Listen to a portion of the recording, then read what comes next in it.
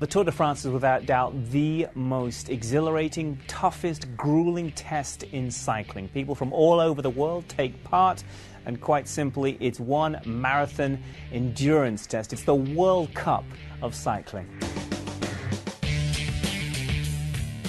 The Tour de France dates back to 1903. Continental Europe, much of it comes to a standstill. Literally millions take to the streets to get into the best position, jockeying to the best position so they can catch just a glimpse of the action as it passes through their actual city. The Tour de France is typically 3 weeks. It's 21 days of racing.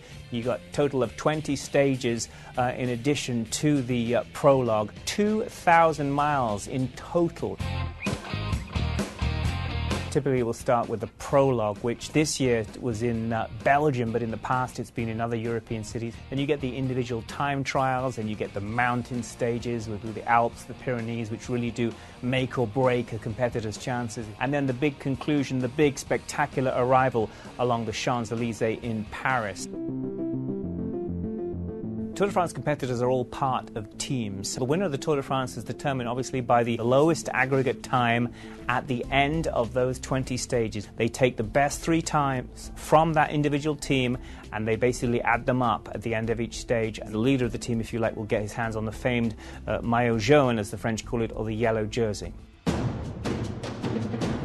Peloton, to translate, it means the main body of cyclists. Typically, the guy with the maillot jaune will be nestled amongst that peloton and will kind of hold his position there if he's comfortable with his own times. You'll have team domestique, team helpers that break free from the peloton, serve their leader and create sort of an impact zone for him. It can cause problems because they're all bunched together, they're all going at terrific speeds. Any kind of little clip on a tire here or there, a little bit of bodily contact can set up the ripple effect and send tumbling guys just going all kinds of places, and sadly you do get serious accidents. The theme of colour is very important in the Tour de France. Historically, the white jersey is traditionally given to the youngest competitor under the age of 26, the youngest guy who has the best team. The colour green is basically for the quickest sprinter. And then you've got the polka dot jersey colours, which is really interesting. That signifies the king of the mountain, dominance